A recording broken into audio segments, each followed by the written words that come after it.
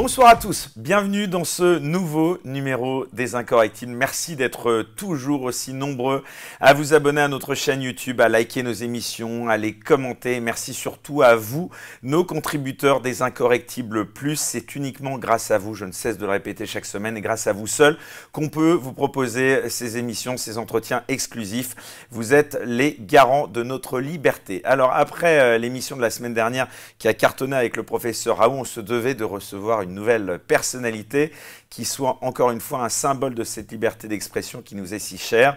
Vous la voyez tous les soirs sur CNews où elle caracole en tête des audiences, loin devant BFM TV entre 19h et 20h dans l'émission Face à l'info qu'elle a lancée en 2018. Et oui, déjà, c'est une journaliste, mais c'est aussi et surtout une femme engagée dans de multiples combats qu'on reçoit ce soir, une femme au caractère bien trempé. C'est la raison pour laquelle je suis très heureux qu'elle ait enfin accepté mon invitation, compte tenu de son emploi du temps plus que chargé. Je suis donc ravi de la recevoir. J'espère qu'on va en apprendre beaucoup sur elle. Bonsoir Christine Kelly.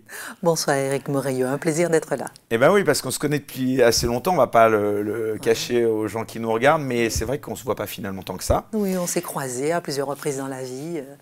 Exactement, et donc je suis particulièrement heureux, je disais, puisque depuis qu'on a lancé cette émission, chère Christine, beaucoup de gens souhaitaient que l'on vous reçoive, donc beaucoup de gens étaient demandeurs, voilà, d'en savoir plus sur vous. Alors comme c'est notre habitude dans cette émission, si vous le voulez bien, je vous propose de commencer en parlant de vous, afin de permettre justement à ceux qui nous regardent des quatre coins du monde, parce que grâce à Internet maintenant on peut nous suivre partout, qui vont donc pouvoir enfin peut-être en savoir un peu plus sur vous et à travers ces questions justement on va pouvoir aborder différents thèmes qui vous sont chers. Alors comme chacun sait, vous me corrigez si je me trompe, vous êtes une dame donc je ne veux pas être irrespectueux mais je crois qu'on peut le dire, vous êtes née en 1969 ? 1969. Voilà, en Guadeloupe. Face à l'info a commencé en 2019, pas 2018. 2019, oui, autant pour moi. Juste petite parenthèse. Et je suis née en 69. Voilà, en 69, vous êtes née en Guadeloupe ? Oui. C'est ça.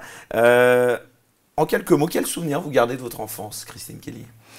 En quelques mots, une enfance stricte avec des parents très axés sur l'éducation, enseignants tous les deux, qui voulaient que leur enfant ne soit pas comme les autres, qui voulaient que leur enfant réussisse, qui voulaient que leur enfant soit éduqué, qui voulaient que leur enfant apprenne bien à l'école et qui voulaient que leur enfant échappe aux dérives de la société déjà dans les années 70. Vos parents, quelques mots, de quel milieu social vous êtes issus ? Mais avec, pardon, je continue, avec l'esprit familial. J'ai été beaucoup élevée avec l'esprit de la force de la famille. La famille comme structure importante, même si elle a des défaillances, mais comme étant une structure, une base de repli. Même si, encore une fois, on peut avoir une structure parfois qui peut être défaillante. Mais la famille, pour moi, c'est l'un des points les plus importants dans ma vie, que j'ai gardé et que je transmets aussi à ma fille, l'importance de la famille. Mes parents, vous me disiez quel était quel milieu social ? Milieu social très modeste. Hein, je veux dire, je ne suis pas du tout née avec une cuillère en argent dans la bouche. Mes parents non plus. Ma mère était enseignante, son père était coiffeur, sa mère ne travaillait pas. Mon père était enseignant, sa mère ne travaillait pas, son père était enseignant. Un milieu très modeste, vous voyez, donc j'ai avancé dans la vie avec une seule paire de chaussures pour aller à l'école, une seule paire de chaussures pour aller à l'église le dimanche, même si j'abîmais la paire de chaussures pour aller à l'école, elle n'était pas... Ah oui, j'allais à l'église protestante. Croyante et pratiquante. Croyante et pratiquante. Toujours le cas ? Ah oui, toujours le cas. C'est très important. Vous allez toujours à l'église le dimanche ? Ah oui, pas tous les dimanches, mais en dehors même de l'église, pour moi, la spiritualité, la hauteur de vue sur le monde est capitale pour pouvoir garder les pieds ancrés sur terre. Donc j'ai été élevée comme ça, et avec, comme je disais, une paire de chaussures, une robe, la robe pour aller à l'église, la robe pour aller à l'école, les petites sandales pour être à la maison, voilà. C'est-à-dire que tout était très calculé, structuré, limité, pas de voyage particulier, pas les moyens de partir en voyage, pas les moyens d'avoir des petites extravagances. C'était une famille modeste. Vous avez grandi, je le disais, dans les années 70 et 80. Qu'est-ce qui a changé depuis ? Tout. a changé. Vous l'avez vu changer la France. La France, la Guadeloupe, tout. Je prends par exemple en Guadeloupe, aujourd'hui, les gens dansent le bouillon. Alors pardonnez-moi, hein, si j'ai découvert ce que c'est une musique, une danse très hyper sexualisée avec des propos hyper violents, comment dirais-je, sexuels, débridés, etc., que les jeunes dansent, que les enfants dansent. Et je vois le parallèle avec avant la danse qu'on avait en Guadeloupe qui s'appelle le quadrille, qui était la classe, l'élégance. On disait « cavalier, vos dames, attention », et on demandait à la femme de danser, c'est une danse exceptionnelle. Donc, quand on prend l'exemple du bouillon avec des images hyper sexualisées et le quadrille, ça explique juste l'évolution, par exemple, de la société en Guadeloupe, comme ici, en métropole, dans l'Hexagone. Quel attachement, justement, vous gardez à la Guadeloupe Attachement total. Comme je dis, vous y retournez souvent? J'y retourne souvent. Double appartenance, c'est-à-dire avoir les pieds ancrés dans son identité, dans ses racines, qui on est, d'où on vient, pour bien porter des fruits. Aucun arbre ne peut porter des fruits s'il n'a pas des racines profondes. Aucun arbre ne peut avoir des feuilles s'il n'a pas des racines profondes et entretenues. Donc c'est important de savoir qui on est, de grandir et de pouvoir après rayonner, mais d'avoir toujours les pieds ancrés dans son identité. Et mon identité, elle est une antillanité, elle est française, c'est la francité, ce n'est pas l'africanité, ce n'est pas non plus l'indianité, mais c'est un mélange de tout ça, et un mélange qu'on a mis dans un shaker avec un peu de vietnamien, un peu d'indien, un peu de blanc, un peu d'africain. On a mélangé tout ça et ça a fait la famille, ma famille de naissance, et ça a fait une Christine Kelly, et c'est ça mon origine et ma base, mes racines. Donc pour moi, c'est très important d'être à la fois attachée à mes racines, tout en sachant que je suis plus française que jamais. Alors justement, c'est intéressant parce qu'on n'en parle finalement pas tant que ça dans les médias, on va dire, de métropole. Quel regard vous portez sur la façon dont la France traite les Outre-mer ? Oh, très négatif ce regard que la France porte sur les Outre-mer. C'est-à-dire que l'Outre-mer, c'est une richesse pourtant, et pour autant, l'Outre-mer n'est pas du tout considéré. On voit la valse des ministres de l'Outre-mer, on voit la valse de ceux qui sont supposés s'occuper de l'Outre-mer. On ne les valorise pas. C'est pas qu'on ne les valorise pas assez, on ne les valorise pas du tout. Du tout. C'est-à-dire que ceux qui sont responsables, ceux qui vont s'occuper de l'outre-mer, déjà, ils ne connaissent pas l'outre-mer, ils ne s'y attachent pas, ils ne regardent pas, ils ne vont même pas sur place quasiment. Alors attention, c'est un portefeuille extrêmement difficile, parce que l'outre-mer, c'est peut-être le portefeuille le plus difficile dans un gouvernement où on doit aller à la fois au Brésil, c'est-à-dire à la limite du Brésil, en Guyane, comme on doit aller à Saint-Pierre-et-Miquelon, comme on doit aller aux Antilles, etc. Donc c'est le monde entier, mais on sent qu'il y a un laissé pour compte, il y a Tahiti, etc., de l'outre-mer. Et c'est intéressant de voir comment, si la France ne regarde pas ses outre-mer, d'autres regardent l'outre-mer. L'Azerbaïdjan regarde de très près l'outre-mer. L'Azerbaïdjan va régulièrement rencontrer des gens de l'outre-mer. Et les gens de l'outre-mer sont invités en Azerbaïdjan. Derrière l'Azerbaïdjan, c'est un autre pays. Donc c'est intéressant. Les Chinois regardent aussi l'outre-mer. Donc, et moi, là, ce que je veux déplorer peut-être derrière cet abandon des outre-mer, c'est que nos élus locaux eux-mêmes comment dirais-je, ne valorisent pas suffisamment l'outre-mer.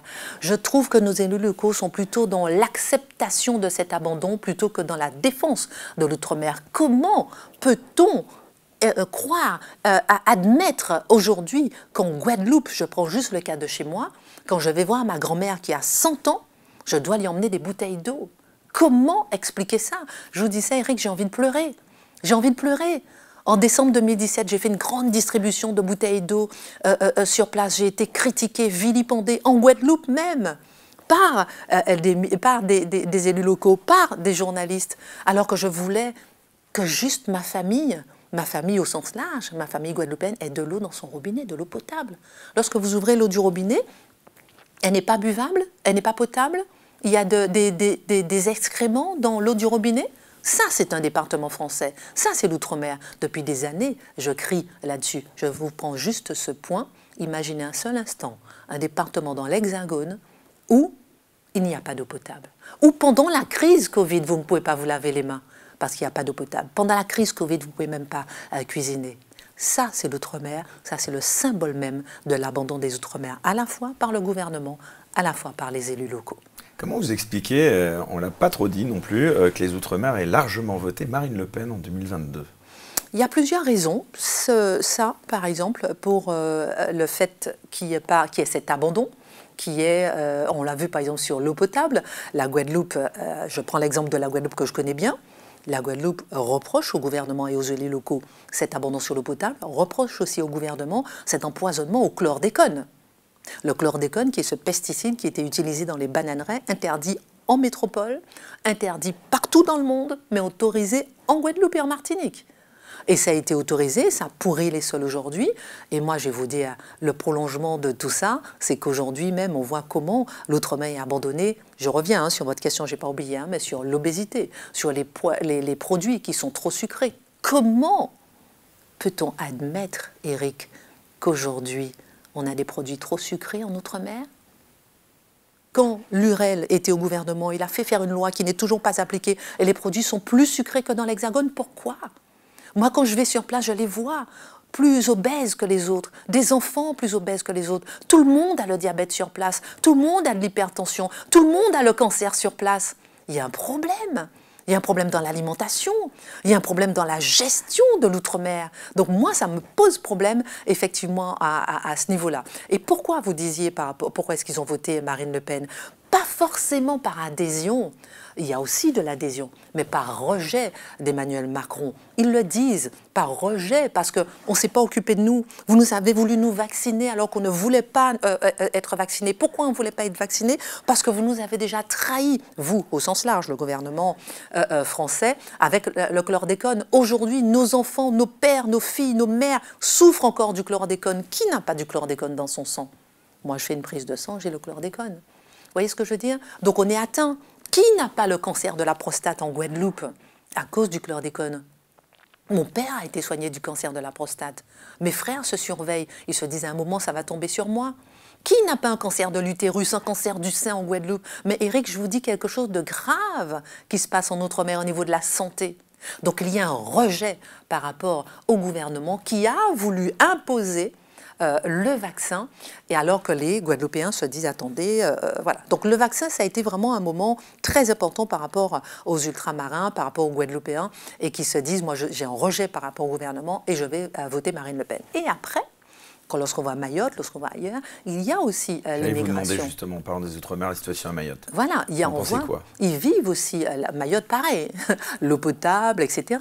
Mayotte, voilà, la plus grande maternité lorsqu'on dit du monde. Donc ce petit endroit sur place où voilà, tous les Comoriens viennent, etc. Et puis la violence, la guerre civile qu'il y a sur place, à un coin de rue, on vous arrête avec un coup de machette, etc. Ça, c'est la réalité. Alors comment vous ne voulez pas que les gens sur place puissent voter pour quelqu'un qui vous dit attendez, moi je suis contre l'immigration.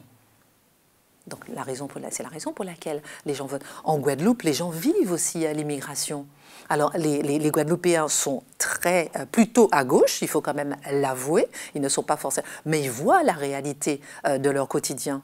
Les Guadeloupéens voient les Haïtiens qui viennent malheureusement parfois avec un certain rejet, mais ils accueillent les Haïtiens, mais ils voient les Haïtiens qui souffrent et qui viennent en Guadeloupe, et parfois ils se disent oui, mais bon, et c'est pour ça aussi que les Guadeloupéens ne sont pas forcément pour l'indépendance, parce qu'ils voient comment Haïti souffre et que la Guadeloupe héberge les Haïtiens. Les Haïtiens, les Dominicains qui viennent en Guadeloupe, là aussi, parfois, ça pose question. Alors, bon, ce ne sont pas forcément ceux qui vont créer, ils ne vont pas vous arrêter à un coin de rue avec une machette, hein, soyons clairs. Hein, je veux dire, ce ne sont pas eux qui vont mettre le bazar, je veux dire, en Guadeloupe.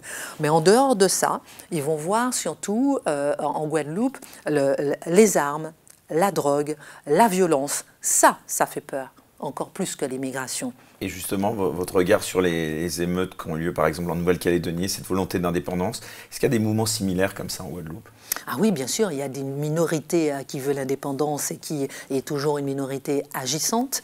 Et en Guadeloupe, oui, on voit par exemple, je dis souvent que la Guadeloupe ne crée pas d'armes, la Guadeloupe ne crée pas de drogue, mais la Guadeloupe a beaucoup de circulation de drogue et beaucoup de circulation d'armes. J'avais fait un article dans le journal du dimanche il y a pile un an, une enquête sur une double page où je racontais comment les douaniers ne sont pas suffisants en Guadeloupe. Les caméras pour capter les embarcations qui arrivent en Guadeloupe captent les embarcations qui sont très grandes et pas les toutes petites, celles qui accostent justement avec la drogue ou les armes. Donc, où sont les douaniers qui veulent venir sur place pour pouvoir aider cette petite île à se protéger contre l'arrivée de la drogue, contre l'arrivée de la violence? Qui est-ce qui nous protège là-dessus? C'est pas le gouvernement, on les voit pas, les douaniers qui veulent venir sur place. Des élus locaux ont déjà crié, ont déjà appelé, venez, protégez-nous. On est envahis, si vous permettez l'expression, par la drogue, par les armes. Qui protège nos enfants? Ils ne sont pas entendus. Ils doivent se débrouiller tout seuls. Donc, on voit aussi en Guadeloupe, comme dans plusieurs départements et territoires d'outre-mer, une certaine population, une certaine jeunesse laissée pour compte et qui va forcément vers la facilité, la violence, la drogue, les armes, tout ça sur un lit de vie chère qui est explosif et où les gens crient. Et on l'a vu encore en ce début d'année, les gens crient en train de se dire « Regardez ce que j'ai dans mon caddie. Je gagne ça, je ne peux pas remplir mon caddie. Je ne peux pas donner à manger à mon enfant. » Ça, c'est une réalité. La vie chère est incroyable. J'ai une cousine qui se prénomme Kelly. Elle a 45 ans. Tous les mois, je lui dis « Comment tu vas, ma chérie ?» Le 5 du mois, je l'appelle pour lui dire « Comment tu vis? Comment tu t'en sors ?» Elle travaille comme une dingue. Elle doit élever son enfant toute seule. Elle a 1000 et quelques euros par mois. Elle n'arrive pas à donner à manger à son enfant. Ça, c'est la réalité. On ne peut pas se déplacer en Guadeloupe sans voiture. Il faut la voiture, il faut l'acheter, il faut l'assurance, il faut l'essence. Mais il faut aussi manger. Et les gens n'arrivent pas à manger à leur faim en Guadeloupe. Comment voulez-vous que la jeunesse ne puisse pas aller vers la drogue et les armes? Vous voyez ce que je veux dire? Donc, en Guadeloupe, en Outre-mer, de façon générale, il y a un cocktail explosif et tout le monde le sait, tout le monde le sent. Quand est-ce que ça va exploser comme en 2009? On ne l'espère pas, parce que ce sont eux-mêmes, les Guadeloupéens, après, qui paient les pots cassés. Alors, chère Christine, on en revient un petit peu à vous quand même, puisque c'est ça l'objet de cette émission. Racontez-nous un petit peu comment vous êtes arrivé en métropole et le souvenir que vous gardez de votre arrivée. Alors, ça date de quand et puis comment ça s'est passé? Alors, j'ai fait plusieurs allers-retours en métropole lorsque j'avais 12 ans, 20 ans, etc. Et tout. Mais c'est vrai que lorsque je suis arrivée en métropole, je vais la faire un peu courte parce que j'ai plusieurs... disons 20 ans. Disons à peu près à 20 ans. Et quand j'arrive, je faisais mes études en Guadeloupe. Je vais vous demander les études que vous avez faites. Ouais. En Guadeloupe, en maths physique. En même temps, je travaillais pour payer mes études, parce que comme je l'ai dit, je suis issue d'une famille modeste. On ne m'a pas dit, tiens, voici un appart, je te pète tes allers-retours, je te pète ton repas et tout. Non, il fallait travailler en plus. Je travaillais en Guadeloupe à la réservation d'Air France par téléphone.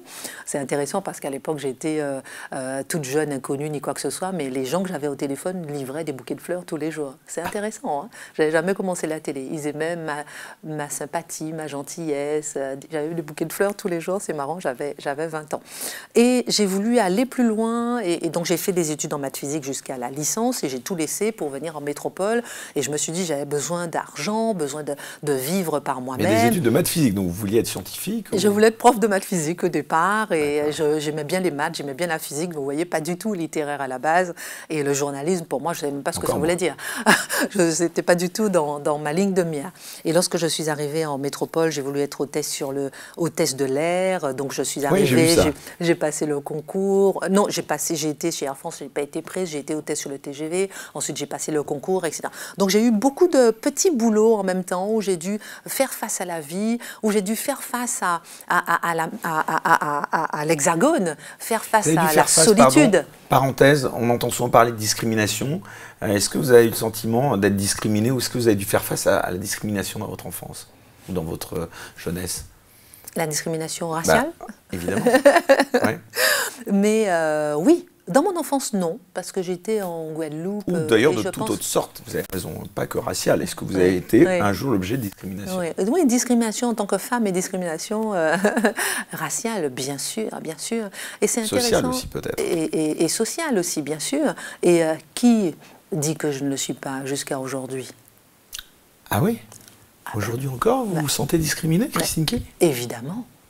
Évidemment. Au poste que vous occupez aujourd'hui, vous considérez que vous êtes encore aujourd'hui discriminée? Je n'ai pas parlé de mon travail. Ça peut être mon travail. Ça peut être par des amis, ça peut être, mais de façon générale, mais bien sûr.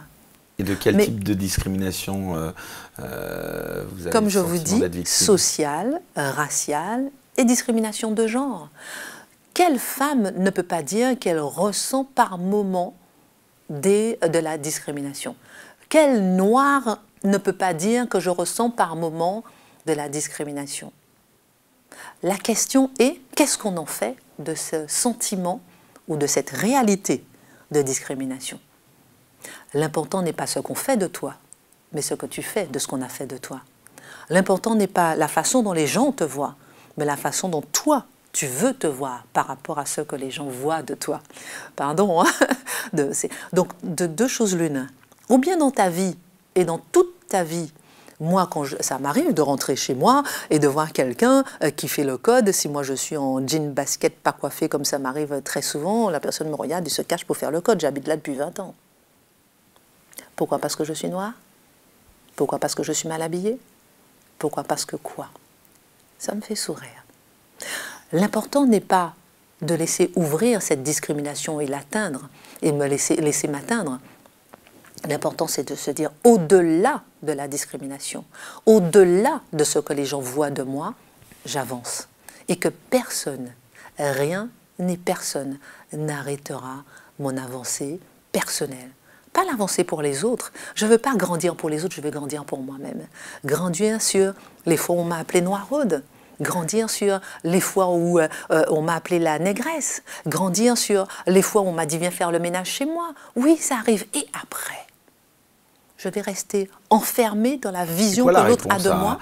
À ce type, évidemment, de propos absolument inadmissibles, bien entendu. C'est quoi? C'est le mépris? C'est l'indifférence? Mais alors, ni l'un ni l'autre. Justement, ce que je vous dis, c'est est-ce qu'il faut rester enfermé dans ce que l'autre voit de soi? Surtout pas. Si on vous lance ce genre de discrimination, c'est pour vous... Vous dites quoi à votre fille, par exemple? Vous laissez enfermer et vous anesthésiez, vous immobilisez. Surtout, ne pas se laisser enfermer dans ces critiques. Qu'est-ce que je dis à ma fille? Je lui dis toujours, sois différente, sois fière de ta différence, ose être différente et ne laisse pas les autres attaquer ton mindset pour t'empêcher d'avancer malgré ta différence. Ta différence est une force. Donc pour moi, ce qui est important, et souvent je rencontre des jeunes journalistes, des jeunes qui ont envie d'être journalistes, qui sont antillais, etc. Oui, mais Madame Kelly, vous vous rendez pas compte par rapport à ma couleur de peau? Dans ce milieu-là, vous considérez qu'il y a de la discrimination liée aux origines dans le milieu du journalisme, des médias en France? Mais évidemment, évidemment, évidemment. Et la pire des discriminations, c'est lorsqu'on vous fait croire qu'il n'y en a pas. Mais bien sûr qu'il y en a. En 2024, encore aujourd'hui, vous considérez qu'il y en a? Bien sûr qu'il y a de la discrimination dans les médias, bien sûr. Et je prends juste un exemple. Regardons Le Monde, juste un exemple. Par exemple, on peut prendre tout à fait au hasard, qui prône souvent le vivre ensemble. J'adore l'idée du vivre ensemble. Combien de Noirs, combien d'Antillais, combien d'Arabes dans leur rédaction? Oui, il y a de la discrimination encore aujourd'hui. Oui. Je regarde même France Télévisions. Je regarde même d'autres médias. Ah bah France Télévisions, c'était Delphine Ernotte qui disait que le mâle blanc de plus de 50 ans n'avait pas eu sa place. Et moi, je trouve que, oui, et je trouve qu'on peut donner sa chance à tout le monde en regardant les compétences, sans regarder la couleur de peau, ni regarder le mâle blanc, ni regarder la négresse, pardon, parce la que négresse on est noire. dans une émission qui s'appelle Les Incorrectibles, donc on se permet justement d'aborder toutes ces questions de manière franche. Est-ce que vous ne pensez pas quand même, Christine Kelly, et vous êtes sur CNews, donc on sait quelles sont les critiques qui sont émises souvent à l'encontre de cette chaîne, qu'on n'en fait pas un peu trop, qu'on monte souvent les jeunes sur ce sujet justement. Est-ce que vous ne considérez pas parfois aussi qu'on exagère la situation en France, que finalement la France n'est pas un pays raciste, Est-ce que vous considérez que la France, de manière générale, est un pays raciste? Est-ce que vous m'avez entendu dire ça? Non, mais par extrapolation... c'est très important pour moi de faire la distinction. De faire la distinction. Voilà. La France n'est pas un pays raciste. Je veux dire, je ne serais pas là en train de vous parler, par exemple. Vous voyez ce que je veux dire? Il n'y aurait pas eu une Rachel Keke députée. Il n'y aurait pas eu non plus une Danielle Obono. Il n'y aurait pas eu non plus au gouvernement une Ramayad. Harry Roselmack. Ou Harry Roselmack, etc. Donc la France n'est pas un pays raciste. Est-ce qu'il y a des racistes en France? Évidemment. Est-ce qu'il y a des cons en France? Évidemment. Est-ce qu'il y a des cons dans les rédactions? Évidemment. Vous voyez ce que je veux dire? Et après, on aime faire l'amalgame pour dire la France est un pays raciste. Non.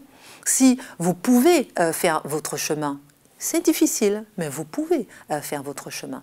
Et le fait de critiquer l'État français à ce niveau-là, c'est une façon... Remarquez bien que ceux qui critiquent et qui disent que la France est un pays raciste, souvent ce sont des minorités qui ont déjà réussi et gagné leur vie, qui sont parfois à l'étranger et qui ont fait leur chemin et qui disent la France est un pays raciste et qui par conséquence anesthésie la réussite des autres, empêche aux autres qui sont en train de se battre pour essayer d'avancer, se battre contre les discriminations qu'ils voient pour se dire je veux avancer. Et tu vois ceux qui ont réussi et qui te disent attends, la France est un pays raciste, tu ne vas jamais réussir. Non, la France n'est pas un pays raciste. Il y a des racistes, il y a des cons. Et je dis souvent, même si ce n'est pas comparable, mais il y a des gens qui n'aiment pas les gros, qui n'aiment pas les petits, qui n'aiment pas ceux qui ont le strabisme, qui n'aiment pas ceux qui sont handicapés, qui n'aiment pas les femmes, qui n'aiment pas les noirs, qui n'aiment pas, etc., etc., etc.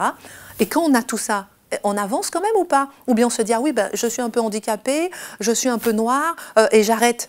Donc toute la clé est de ne pas se laisser enfermer dans le regard de ceux qu'on peut appeler les imbéciles et de se dire qu'on avance malgré tout parce qu'il y a un chemin pour avancer et qu'il faut rejeter, moi je pense, cette idéologie qu'on veut imposer notamment aux Noirs et aux Arabes, c'est-à-dire aux minorités, pour leur dire que la France est raciste, pour mieux anesthésier leur volonté d'avancer, pour mieux les utiliser en campagne électorale, pour mieux faire un hold-up sur leur couleur de peau, les utiliser, les faire voter et ensuite les garder dans un coin et ne même pas les valoriser.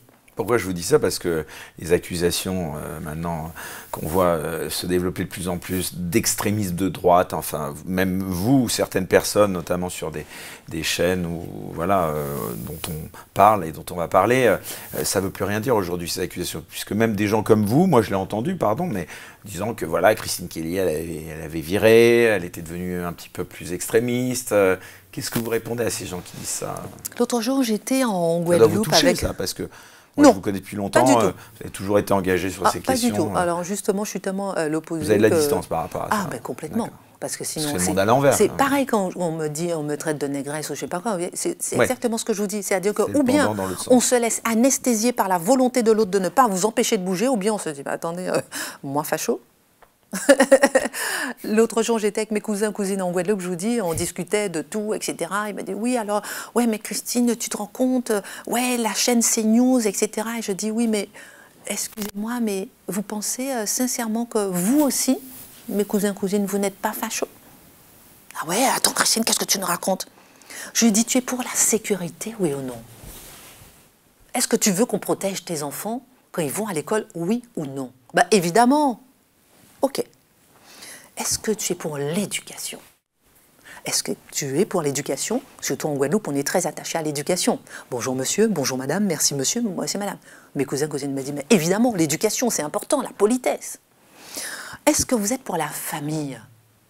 Mais évidemment, Christine, notre mamie, tu sais très bien, c'est tout pour nous, c'est le tronc de la famille, notre famille. J'ai dit sécurité, éducation, famille, je ne continue pas, mais vous êtes tous fachos. Il me regarde et me dit, ah, c'est vrai, ah, zut. Ah ben on accepte d'être facho. J'ai dit, ben moi aussi. Mais ce procès en fascisme, il est quand même insupportable, honnêtement. Oui, mais on est insupportable parce qu'on accepte de le dire qu'il est insupportable. Est-ce que vous voyez ce que je veux dire? Si on accepte de dire qu'il est, ah oui, ben il est insupportable, ah oui, j'en ai marre qu'on me traite de facho, etc., ben, c'est donner de la valeur à ça.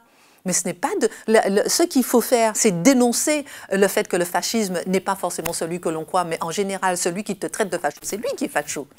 Et ça, c'est ça qu'il faut décrypter. En général, lorsqu'on te traite de malade mental, c'est que la personne même est malade mentale. En général, on voit chez l'autre ce qui est profondément chez soi, qu'on ne veut pas voir.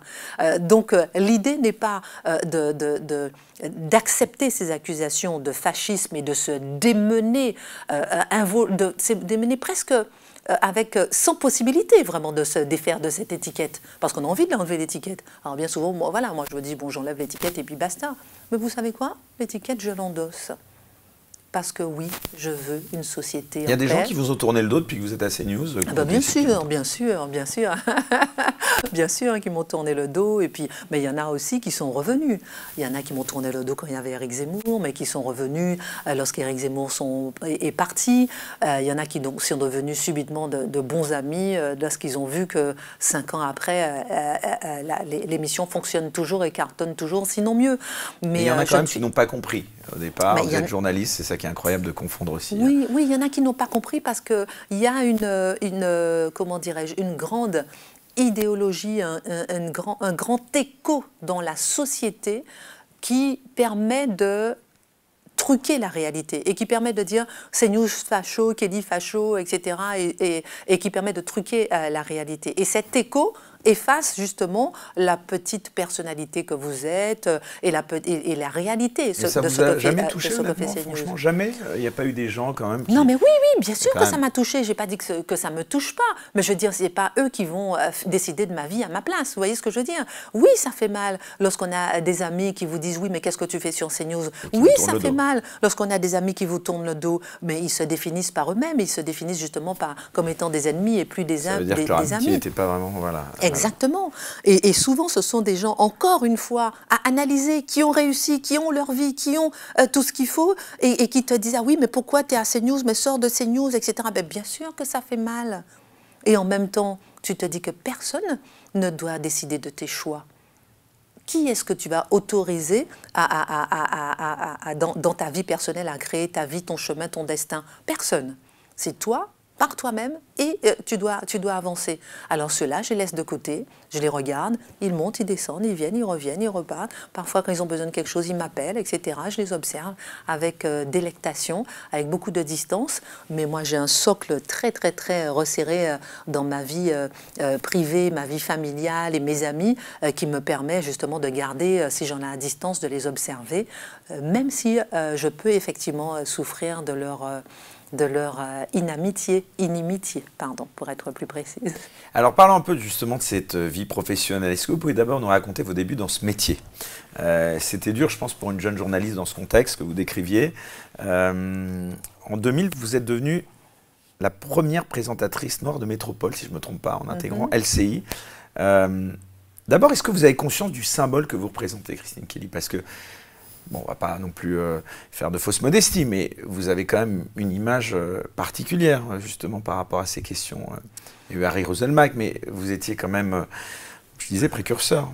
Ah oui, alors c'est pas de la fausse modestie, mais c'est de, je ne sais pas comment expliquer. Battue pour ça. Oui, alors je me suis battue pour être arrivée dans ce métier. Oui, alors je me suis battue pour être journaliste.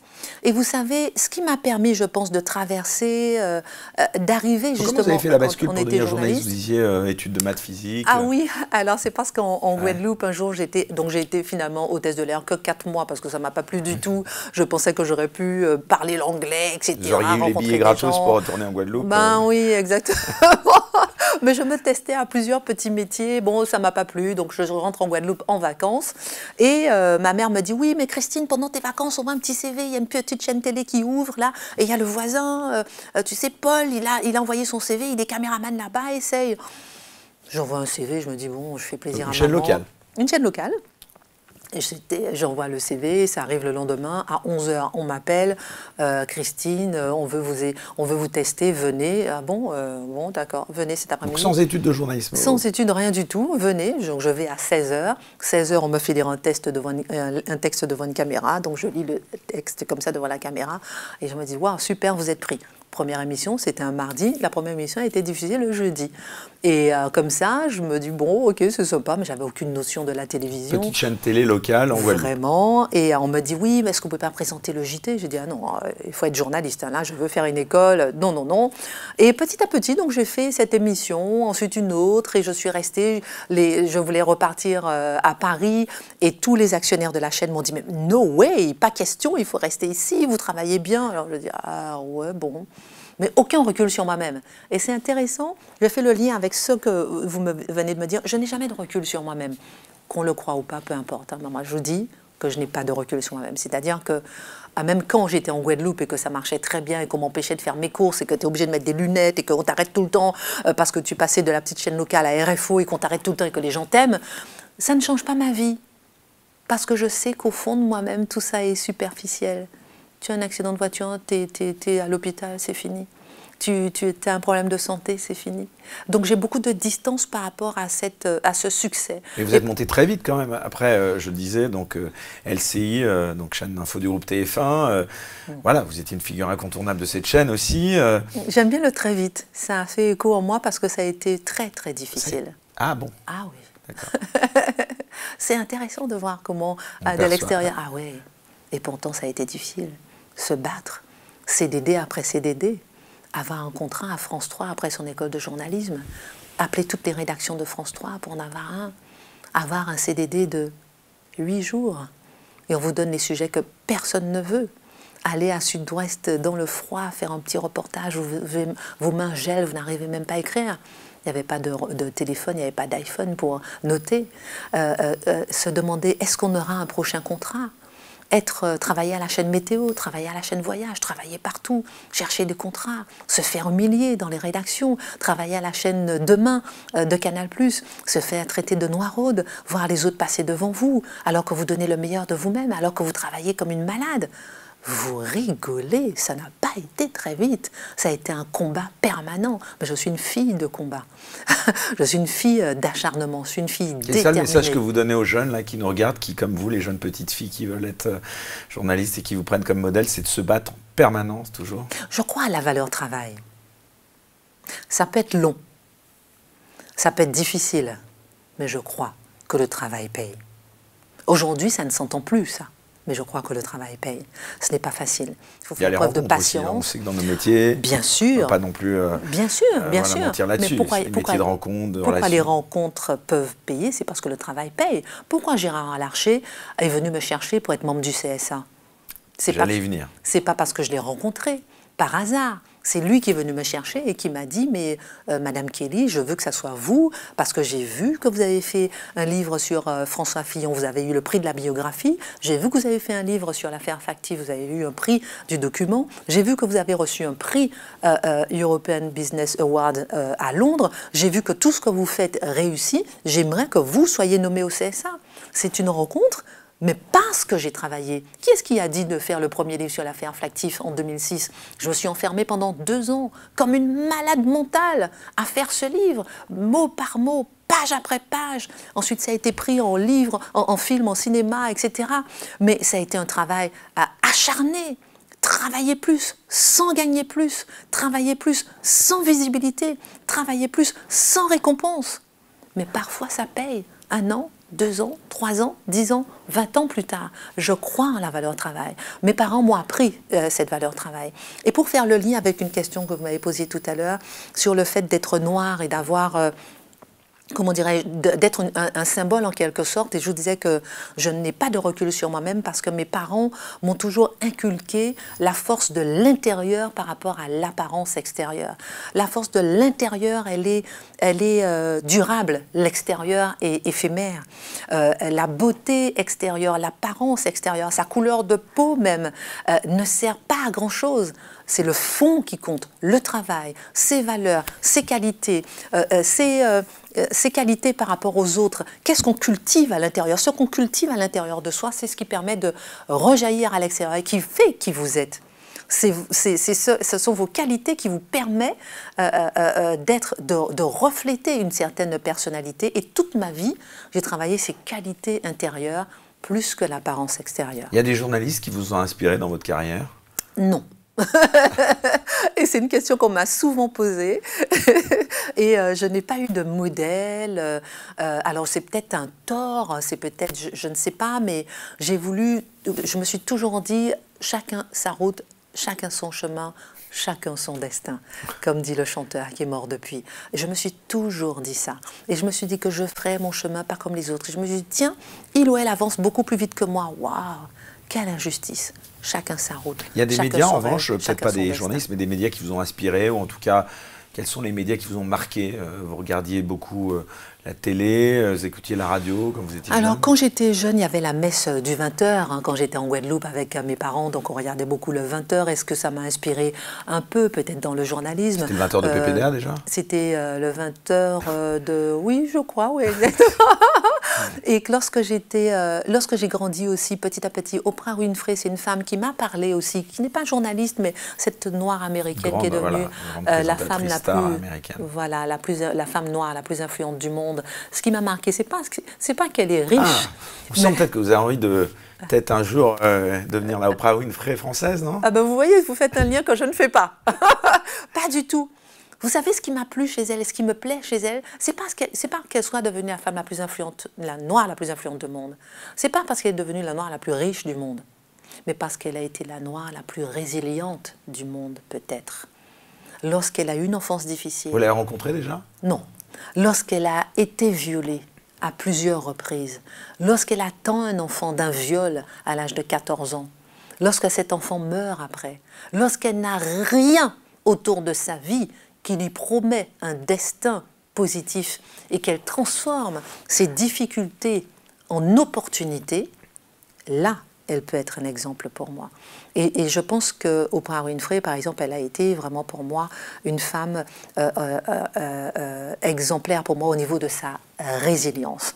Alors, quels sont les médias qui me plaisent? Je vous assure, sincèrement, je suis un peu vraiment un ovni un peu dans les médias. Il n'y a pas une personnalité où je me dis, tiens, j'aimerais être comme lui ou comme elle. Il n'y a pas un média où je me dis, tiens, j'aimerais être comme ça ou comme ça. Non. Vous n'avez pas de plan de carrière en vous disant, tiens, c'était le 20h de TF1 que j'aurais aimé, bon, on ne me l'a pas donné, mais bon. Non, vous y avez cru à un moment donné, non? Non, j'y ai pas cru, mais jamais, mais pas du tout, mais jamais. Je sais que je suis passée à côté. Parce que quand il y avait eu donc ce renouvellement en 20h, j'avais cru voir que vous étiez sur la shortlist. Non, mais même là, on me propose un 20h, je ne sais pas. Qu'est-ce que ça m'apporterait de plus? Je ne sais pas. Et on ne vous le propose pas d'ailleurs? Ben non. Mais à un moment, ça a failli se faire à TF1. Ils ont choisi Harry Roselmack au lieu de moi. Ah voilà, bah c'est ça. Oui, mais j'ai rien demandé. J'ai rien demandé. Je prends mon destin. J'ai rien demandé, mais je préfère mon destin aujourd'hui. Vous voyez ce que je veux dire?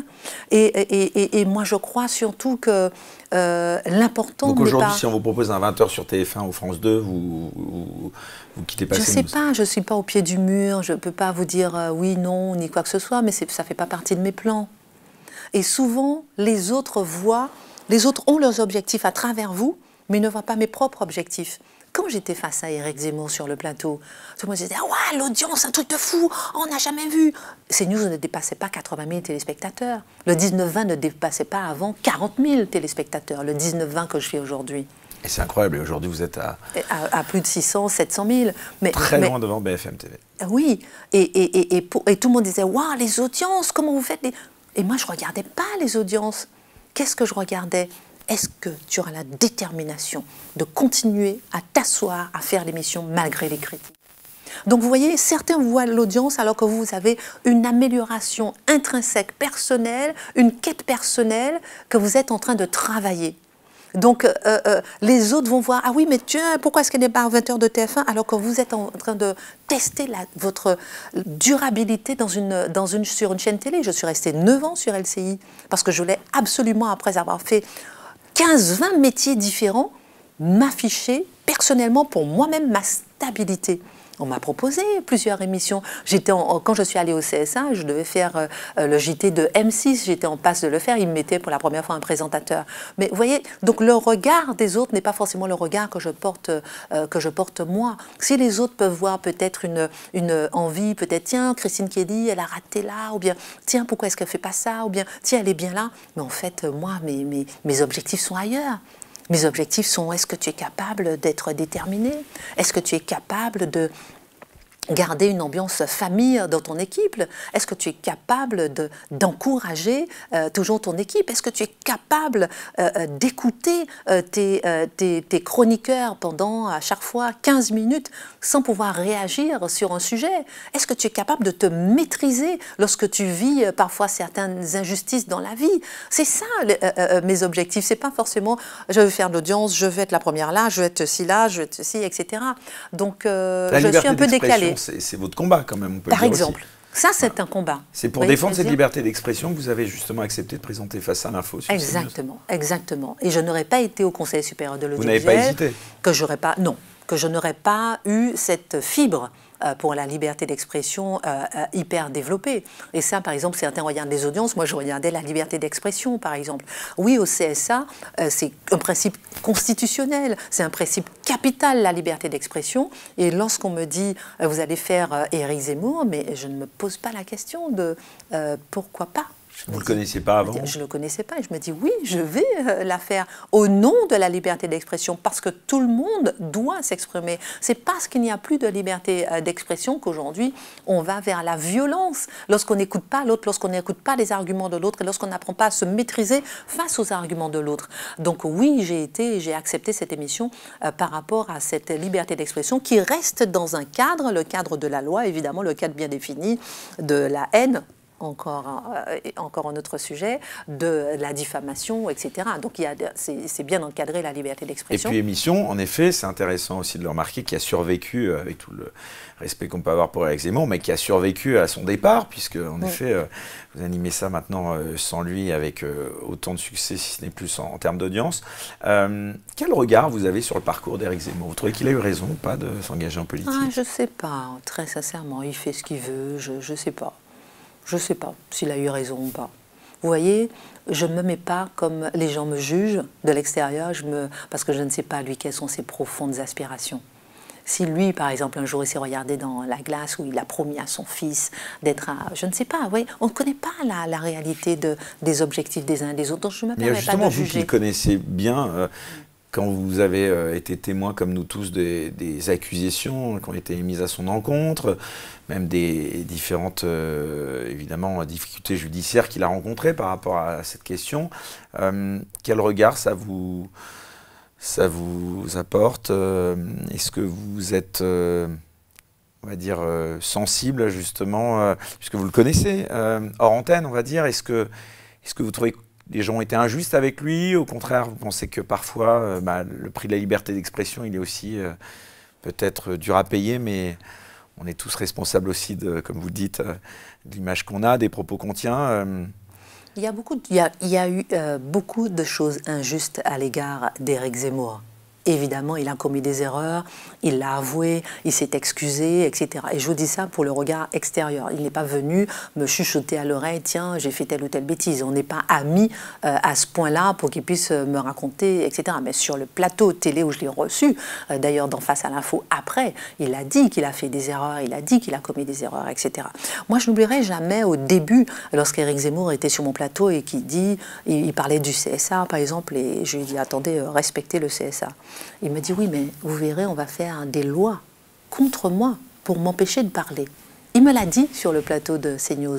Je lui ai dit, mais non. C'est ça, nouvellement Arcom. Nouvellement Arcom. Et c'est intéressant de voir comment, petit à petit, effectivement, il y a des textes qui sont réinterprétés pour pouvoir faire barrage à Éric Zemmour. Des textes qui sont réinterprétés pour pouvoir faire barrage à la liberté d'expression, pour pouvoir faire barrage à CNews, à C8, pour pouvoir faire barrage aux uns et aux autres. Donc, il m'a ouvert les yeux là-dessus, sur le fait que la loi n'est pas forcément la loi. Alors moi, naïvement, comme une journaliste, pour moi, la loi, c'est la loi. Et après, tu regardes, tu observes et tu te dis, oh, mais la loi détricote parfois la liberté d'expression. Et au nom de la liberté d'expression, justement, la loi redéfinit les contours de la haine qui est une limite de la liberté d'expression. Et la loi va te dire que, tiens, si tu vas émettre un avis opposé à quelqu'un d'LGBT, par exemple, tu es dans la haine, donc contre, donc en dehors du champ de la liberté d'expression. Donc c'est intéressant de voir comment, et là il m'a ouvert les yeux là-dessus. Donc parfois moi je trouve qu'Éric Zemmour a été victime d'injustice aussi lorsqu'en tant que candidat officiel à la présidentielle, on fait un tel comment dire, désordre public pour qu'on puisse fermer ces salles, qu'ils ne puissent pas s'exprimer. Je trouve que ce n'est pas normal en démocratie qu'il s'exprime, qu'on ne vote pas pour lui. On a vu que les gens n'ont pas voté pour lui à la fin. Comment vous expliquez son échec quand même? Parce que c'est vrai qu'à un moment donné, il était, moi je me souviens, à 19% dans les sondages. Oui. Honnêtement, je ne sais même pas et je ne peux pas me permettre d'analyser, j'ai toute humilité là-dessus. Mais je vous dis que laissons les gens choisir. Laissons-les choisir. Ils peuvent aimer peut-être Éric Zemmour sur le fait qu'il soit brillant, cultivé, éditorialiste, mais peut-être pas homme politique. Laissons les gens choisir. Ils sont intelligents. Est-ce qu'ils ont voté pour Éric Zemmour? Non. Est-ce qu'ils ont voté pour Éric Zemmour à la présidentielle? Non. Attention, il a fait beaucoup plus que LR, etc. Est-ce qu'ils ont voté pour lui aux législatives? Non. Vous voyez ce que je veux dire? Laissons les gens décider. En revanche, sur la route de la présidentielle, il doit être un candidat comme les autres. On ne doit pas lui faire de barrage, on ne doit pas fermer ses salles, on ne doit pas venir perturber ses meetings. Moi, ça me gêne. Moi, là, ça me gêne. Donc, est-ce qu'il est victime à ce moment-là? Là, pour moi, il est victime de quelque chose dont on ne doit pas l'être en pleine démocratie. Christine, on revient justement à CNews qui est en soi un véritable sujet puisque CNews est devenu, CNews que j'ai un petit peu connu d'ailleurs moi aussi, est devenue la première chaîne info de France. Qu'est-ce qui dérange d'après vous chez CNews aujourd'hui? Ce qui dérange chez CNews, c'est une chose et une seule. D'abord. Non, non, non. Un mot qui commence par un V et qui s'appelle la vérité. C'est ce qui dérange. CNews dit la vérité. Aujourd'hui, personne ne veut la vérité. La vérité fait mal, la vérité bouleverse, la vérité perturbe, et tout est fait dans la société pour étouffer la vérité, pour qu'on ne puisse pas voir ce qui se passe, parce qu'on se sent plus à l'aise, plus apaisé lorsqu'on ne voit pas la vérité, lorsqu'on trouble les cartes et lorsqu'on vous dit que ce que vous avez vu, c'est faux. Ça apaise lorsqu'on va vous dire « mais non, vous inquiétez pas, il n'y aura pas du tout une inflammation des banlieues, etc. Vous inquiétez pas, non, etc. » alors que peut-être que ça couve. Ça apaise lorsqu'on va vous dire « mais non, l'outre-mer, tout se passe bien, ne vous inquiétez pas, il y a juste quelques indépendantistes qui font le bazar, mais pour la vie chère, ne vous inquiétez pas, il ne va rien se passer. » La vérité perturbe. Tous les philosophes vous le diront, tous les sociologues vous le diront. CNews dit la vérité. CNews reçoit des partis de droite comme de gauche. CNews reçoit des chroniqueurs ou des invités de différentes ethnies. Si vous permettez l'expression, je prends le mot exprès pour vous montrer que d'autres ne le font pas. Des blancs, des noirs, des arabes. Vous voyez ce que je veux dire? D'autres ne le font pas. CNews fait des débats, donne la parole aux uns aux autres, fait des arguments. CNews s'applique à recevoir tous les bords politiques et à donner à la contradiction, alors que d'autres chaînes ne le font pas. CNews a plus d'invités et de gauche sur ses plateaux que France Info ne l'a, avec des invités de droite, ou France Inter. Je l'ai déjà dit et je le redis. Donc ce n'est pas une question c'est une question qui va au-delà même de ce qui est reproché à CNews, c'est la vérité. CNews dit la vérité. C'est à ça qu'est dû le succès de cette chaîne, d'après vous? Le succès de cette chaîne est dû à ce que fait CNews, c'est-à-dire dire la vérité. Elle est difficile à dire, elle est difficile à entendre, mais on le dit. Parfois pour nous c'est difficile aussi, mais on le dit. Est-ce que vous avez parfois le sentiment d'appartenir à un média qualifié par justement aux adversaires d'extrême droite? Ça vous fait réagir quand vous entendez ça? Alors encore une fois, l'étiquette, je m'en fiche. C'est assez paradoxal. C'est pas que je ne la vois pas, c'est pas que je la trouve pas déplacée, c'est pas que je la trouve pas injuste, mais je veux dire que si l'étiquette est faite, encore une fois, pour vous empêcher d'avancer. L'étiquette est faite pour vous stopper. L'étiquette est faite, je ne sais pas, pour vous empêcher, pour vous marginaliser, pour vous mettre en dehors de toute vie sociale. Si on s'arrête à l'étiquette et qu'on se laisse anesthésier, empêcher, on n'avance pas. Donc, il y a une étiquette d'extrême droite. Lorsque je vois que Rokhaya Diallo, qui critiquait le fait qu'il y ait une gifle qui a été donnée au sein du parti LFI, et qu'elle a été jugée d'extrême droite, je me dis, ben, tout le monde est d'extrême droite. Lorsque je vois François Ruffin, qui au sein de son parti est fascisé et critiqué, jugé d'extrême droite, François Ruffin, tout le monde est d'extrême droite. Donc il faut sortir de cette étiquette d'affichage et pour pouvoir crier haut et fort que finalement, qu'est-ce que ça veut dire être d'extrême droite? Dire la vérité? Dire la vérité? François Ruffin a dit la vérité. Rokhaya Diallo avait dit la vérité. CNews dit la vérité. Si être d'extrême droite, c'est dire la vérité, on a un grave problème dans la société. Vous êtes tout à fait libre dans votre travail, Christine Kelly, ou est-ce que vous avez dû faire, on va dire un jour, l'objet de pression ou comment ça se passe? Vous avez dû vous auto-censurer déjà à cause de pression ou pas? Plus que jamais, je suis libre. Et parfois, c'est même gênant. Je me dis, oh là là, la liberté que j'ai de pouvoir aborder tel sujet. Je parle avec... Vous pouvez aborder tous les sujets que vous voulez? Presque. Ah. Les vaccins, vous pouvez pas... non. Ah. Les vaccins, non. Ce n'est pas une question de CNews, c'est une question générale. Toujours, ça c'est un sujet délicat.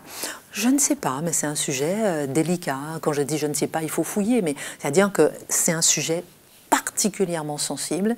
Et moi, je vais vous dire, c'est le seul sujet. C'est pas pour CNews. C'est marrant parce qu'on recevait donc la semaine dernière ici le professeur Raoult. Et en effet, à chaque fois qu'on parle de ces sujets, que ce soit sur les plateformes, c'est toujours compliqué en effet. C'est toujours compliqué, même sur les plateformes. Vous voyez ce que je veux dire? Pas que sur les médias, sur les plateformes, partout. C'est un sujet très, très, très délicat. Donc je vous dis la vérité. Et pourtant éminemment grave. Éminemment grave, mais je vous dis la vérité, ce sujet-là, il est très difficile de l'aborder à la télévision. Pour CNews comme pour les autres médias. On va vous dire oui, mais on n'a pas vu tous les effets secondaires, mais est-ce que vous avez vérifié, etc. Donc oui, ça par exemple c'est un sujet délicat. Et mis à part ça, qui est le cas pour toutes les chaînes et même les plateformes, on a une grande liberté. Et ça aussi, les gens ne le croient pas, par exemple à CNews. On a une grande liberté pour aborder les sujets que l'on souhaite. Alors moi, je n'ai pas beaucoup de place dans mon émission qui ne dure que 59 minutes et je n'ai que 5 sujets à aborder, donc j'ai peu de place. Comment ils sont choisis les sujets que vous abordez? Alors, c'est de la co-construction. Moi, je fais de la co-construction et je ne mets jamais l'un au-dessus de l'autre. Je ne suis pas au-dessus, même si je suis rédactrice en chef de mon émission, je ne suis pas au-dessus des autres. On fait de la co-construction. Donc, le matin, tout commence à 22h30 lorsque les sujets, les unes des quotidiens arrivent la veille. Et je commence déjà à réfléchir un peu au sujet du lendemain. 8h, 8h30 du matin, je commence un peu à écouter les infos, regarder un peu ce qui ressort, qu'est-ce qui ressort et qui pourra tenir le soir à 19h, parce que l'actualité évolue vite. Et puis entre 9h et 11h30, midi, je fais le tour de tous mes chroniqueurs, de toute l'actualité, en disant tiens, on va prendre cet angle-là. C'est vous qui choisissez vos chroniqueurs? Alors, ils peuvent proposer, je peux proposer, et est-ce que je choisis, donc sur le sujet, et est-ce que je choisis mes chroniqueurs? Oui, mais moi je fais toujours tout dans la construction. Je choisis les chroniqueurs avec la direction, je choisis les sujets avec les chroniqueurs. Tout est de la co-construction, et aussi parfois avec le téléspectateur, à qui je demande aussi son avis. Je trouve que c'est important d'avancer tous ensemble. C'est intéressant de revenir à ce sujet de la liberté d'expression, parce que justement, c'est une question que je pose assez souvent d'ailleurs à mes invités ici. Selon vous, quelles sont les limites acceptables à la liberté d'expression dans les médias? C'est une question compliquée à laquelle on est tous confrontés. Est-ce qu'il y a des sujets, vous parliez des vaccins, est-ce que par exemple sur le conflit israélo-palestinien, est-ce que sur la guerre en Ukraine, on a beaucoup critiqué LCI d'être une chaîne dans son traitement pro-Ukraine. Quelles sont les limites pour vous? Est-ce que vous fixez des limites à la liberté d'expression? Est-ce qu'il y a des sujets sur lesquels Christine Kelly mettrait un veto ou un stop devant un chroniqueur? Notre fréquence appartient à l'État. Toute fréquence appartient à l'État, pas à votre plateforme.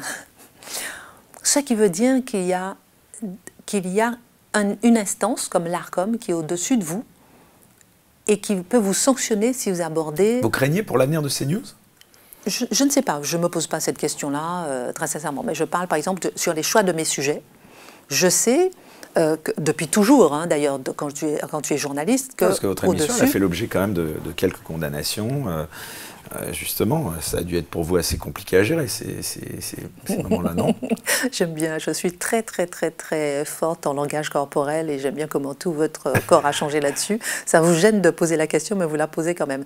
Cette question ne me gêne pas. Hein. Bah non, mais...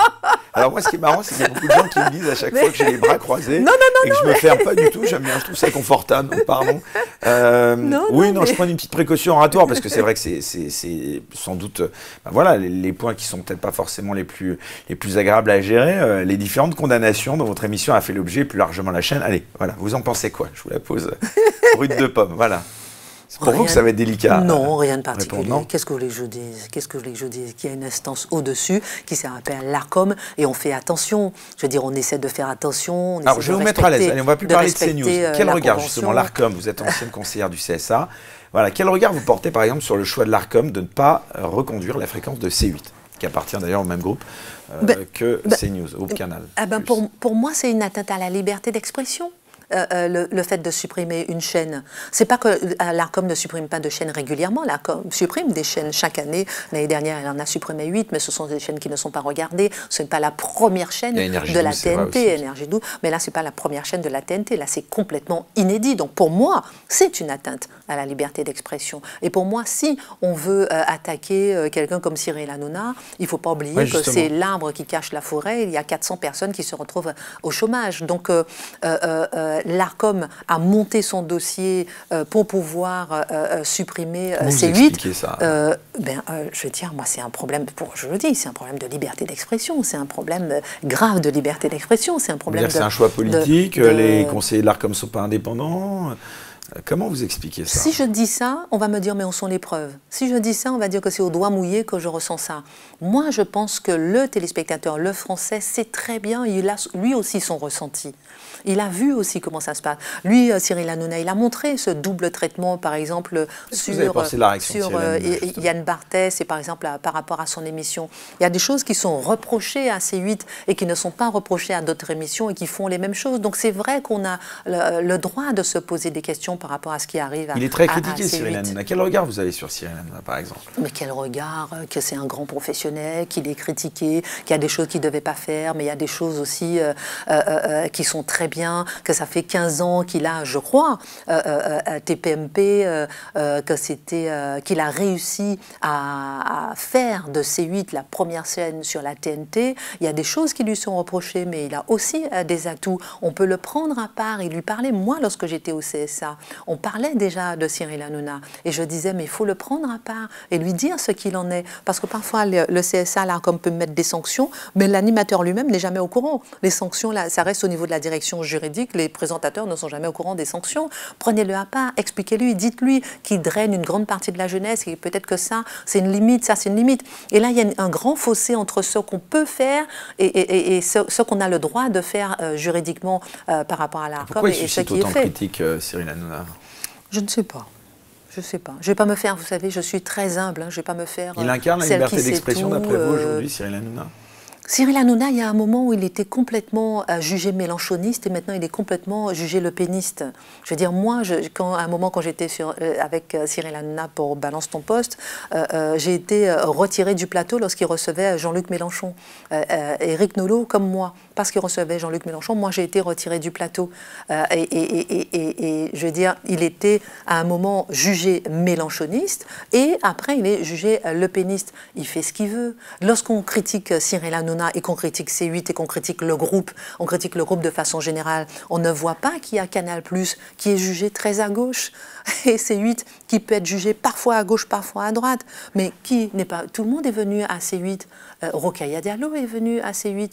Pendant ce temps-là, on avait Éric Zemmour sur le plateau, on avait aussi Raquel Garrido sur C8. Donc il y a une sorte de mauvais procès qui est fait à C8 où on ne voit pas justement cet équilibre qui est fait dans le groupe. Peut-être parce qu'il y a beaucoup de gens qui reprochent à Cyril Hanouna d'avoir rompu cette frontière entre l'animation, les émissions, on va dire, d'entertainment, et le journalisme. La frontière entre l'info et le divertissement, elle n'existe plus vraiment? Non. Ça n'existe plus vraiment. Et même on dirait Barthès, c'est vrai que non, mais même Barthès et même plusieurs, ça c'est vraiment l'infotainment existe déjà depuis bien longtemps. Alors c'est vrai qu'il a eu un changement éditorial où il a été beaucoup plus sur l'actualité, mais le fait de traiter des sujets d'actualité et de mélanger le divertissement et l'actualité, beaucoup l'ont fait. Hein, donc je ne pense pas. Je pense que c'est un mélange de vérité qui gêne, mélange de groupes qui gênent, mélange d'injustice, mélange voilà, de liberté d'expression, de certaines choses qu'on ne veut pas entendre, d'une minorité agissante qui critique systématiquement le groupe pour des petits extraits qu'on va prendre et qui vont se plaindre auprès de l'ARCOM. Bon, on sent très bien. On sent très bien qu'il y a quelque chose qui ne va pas.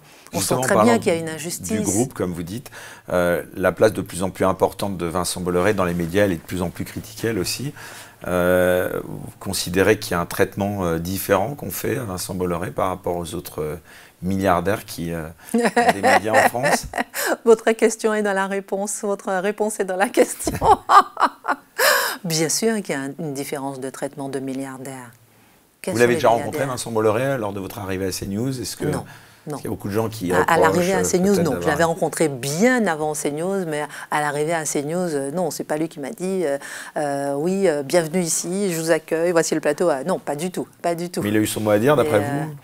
Certainement, il a eu son mot à dire. C'est Gérald Brice-Viré, directeur général du groupe, qui m'a appelé pour faire cette émission avec Serge Netjar, on en a discuté, etc. Rédacteur de CNews. Rédacteur de CNews, voilà. Mais moi, dans le groupe, j'ai rarement vu autant d'humanité et d'humilité. S'il y a une ligne éditoriale, peut-être que les gens ne voient pas et que les gens ne savent pas, c'est que lorsque j'ai été, par exemple, reçue par Gérald Brice-Viré ou bien Serge Netjar, le maître mot, c'était humilité, simplicité, efficacité, et on aime votre calme. Et on n'aime pas les égos surdimensionnés, on veut un journalisme simple, on ne veut pas qu'il y en a qui prennent la grosse tête. Comment ça se passe avec les autres stars de la chaîne, comme on dit, Pascal Praud Ouais. Ben bien, vous voyez, c'est vraiment l'ambiance, elle est exceptionnelle. Une ambiance famille où chacun... Il n'y a pas de rivalité interne avec les autres présentatrices? Non, vous entendez tous et toutes bien? Honnêtement, a priori non. Alors s'il y a des rivalités dans mon dos, peut-être. Mais devant moi, je m'entends bien avec Laurence Ferrari, je m'entends bien avec Sonia Mabrouk, je m'entends bien avec Pascal Praud. On est tellement tous ensemble pour une même cause, la liberté d'expression. On est tellement tous ensemble, on fait partie de la même main. On ne va pas couper un pouce et en se disant qu'avec les 4 autres doigts, on va pouvoir avancer. On est tellement tous ensemble soudés derrière CNews. On est tellement tous ensemble soudés derrière l'information. On est tellement tous ensemble soudés derrière la vérité. On est tellement tous ensemble soudés derrière ce qui se passe en France et cette France en déclin, qu'on n'a pas le temps, et je vous dis très sincèrement, pour se mettre des bâtons dans les roues entre l'un et l'autre. Alors encore une fois, derrière moi, je ne sais pas ce qui se passe, mais moi je vous dis ce que je ressens, et qu'on a une telle animosité parfois contre nous, qu'on est plus soudés qu'autre chose. Alors je parle d'animosité parce qu'on a parlé de CNews, et du fait que CNews soit critiqué, vilipendé, etc. Il est très important de souligner que c'est une partie des médias et de l'intelligentsia, etc., qui vont critiquer CNews. Mais il suffit de sortir du studio de CNews pour avoir des gens qui vous tombent dans les bras. Et ça, c'est très important à souligner. Qui vous sautent dessus. Madame, sauvez la démocratie. Madame, on vous aime. Ah, madame, je vous aime. Ah, madame, on vous regarde tous les soirs. Ah, madame, à 19h, c'est l'heure de Christine. Ah, madame, franchement, merci pour ce que vous faites. Ah, j'adore vos chroniqueurs. Ah, j'adore vos mousquetaires. Ah, mais et ça, c'est un fossé incroyable, un grand écart incroyable entre ce qu'on peut lire sur les réseaux sociaux aussi par rapport à CNews et la réalité. Et là, j'ai commencé à vivre ça avec Éric Zemmour, l'émission d'Éric Zemmour, où là, tu te concentres, tu te concentres sur le fait d'aller faire cette émission contre la rage, contre ceux qui manifestent contre cette émission et contre Éric Zemmour. Et quand tu vas dans la rue, oh, bravo pour ce que vous faites, bravo. Tu te dis, dis, mais c'est quoi ce décalage? Et ce décalage, c'est le décalage entre les élites et la France. C'est ce décalage entre ceux qui nous gouvernent et la France. C'est ce décalage entre ceux qui donnent les infos et la France. Et ce décalage, tant qu'il n'est pas comblé, ce fossé, tant qu'il n'est pas comblé, on aura un problème dans la société. Je vous assure que moi, en tant que journaliste, j'ai été très surprise par rapport à cet engouement. Et moi, ça fait des années que je suis journaliste. C'est la première fois que je vois des gens qui me parlent comme ça. Oh, madame, oh, super, ah, je vous croise, oh, qui vous rencontrent et qui pleurent. Laissez-moi vous toucher, madame. Alors attention, je mets beaucoup de distance, encore une fois, je vous dis, c'est pas par rapport à moi personnellement, Christine Kelly, hein. C'est ce que je représente, vous voyez ce que je veux dire? Donc, et de voir ce décalage entre cette soif qu'ont les gens, les Français, les téléspectateurs, de ce que vous dites, de ce que vous faites, de ce qu'ils ont envie d'entendre, sur ce qu'ils voient au quotidien et qu'ils ne voient pas représentés dans les médias, et ce qu'on veut faire croire de CNews. Et il y a un décalage entre, et je fais le lien avec ce que vous avez dit tous les jours, et c'est pour ça que CNews, j'ai CNews dans les veines, parce que je fais le lien entre le fait qu'on va dire, ah oui, Christine Kelly, elle est noire, etc., ou elle est femme, on va me mettre des bâtons dans les roues, elle est négresse, elle est noireaude, elle est tout ce qu'on veut, et la réalité de qui je suis, et la réalité de qui je veux être. Vous voyez ce que je veux dire? Il y a justement, un décalage. Vous êtes épanoui aujourd'hui, vous êtes oui, complètement, bien. complètement. Et vous n'avez pas d'autres envies professionnelles, ou vous voyez où dans 10 ans? Vous voyez toujours à CNews face à l'info, ou est-ce que vous imaginez peut-être d'autres choses? Alors, dans 10 ans, déjà, ma fille aura 20 ans, et déjà, je me vois... peut-être elle qui vous remplacera, d'ailleurs. En santé. Ça, c'est mon premier objectif. En santé. On oublie, mais la santé est tout. On oublie, mais on n'est rien sur Terre. On oublie, mais on est de passage. Et regardons autour de nous tous ceux qui ne sont plus là, des journalistes, des amis. Donc, mon premier souhait dans 10 ans, c'est d'être en santé. Pourquoi je vous dis ça? Parce que c'est vrai qu'il y a aussi une vie en dehors de la télé. C'est vrai que souvent, oui. les gens qui travaillent dans les médias ont tendance à l'oublier. Oui. Voilà. Ah ben moi non.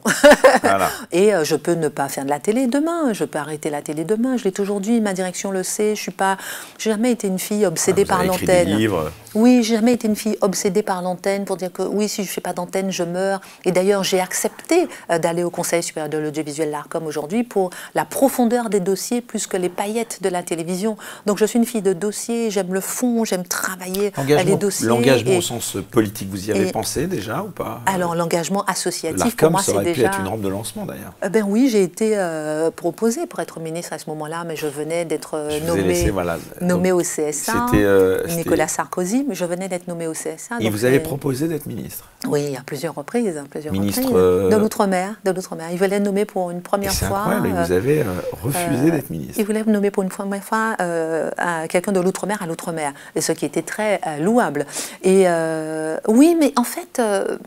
parce que je suis pas dans l'apparence, je suis pas dans le superficiel, je suis dans le fond. C'est-à-dire que tu viens d'être nommé au Conseil supérieur de l'audiovisuel, on te fait confiance. Nicolas Sarkozy lui-même avait signé le décret sous proposition de Gérard Larcher pour que je puisse être, et 3, 4, 5 mois après, être ministre. Ça n'avait pas de sens. Ça veut dire que tu cours après la lumière, ça veut dire que tu cours après quoi? Non, je cours après les dossiers. Mon obsession était de sortir du CSA, de mon mandat du CSA, avec des dossiers concrets. Et mon bilan a été exceptionnel au CSA. Mais personne ne va en parler, évidemment. Mais qui a eu un bilan comme le mien? La fille qui va se la raconter 2 secondes. Qui a eu un bilan comme le mien au CSA? Il faut se poser les bonnes questions. Racontez-nous, c'est quoi la chose dont vous êtes le plus fier? Vous voyez, j'ai travaillé pour avoir un bilan. Je n'ai pas travaillé pour être au CSA. Je n'ai pas travaillé pour être ministre. Je n'ai pas travaillé pour la superficialité.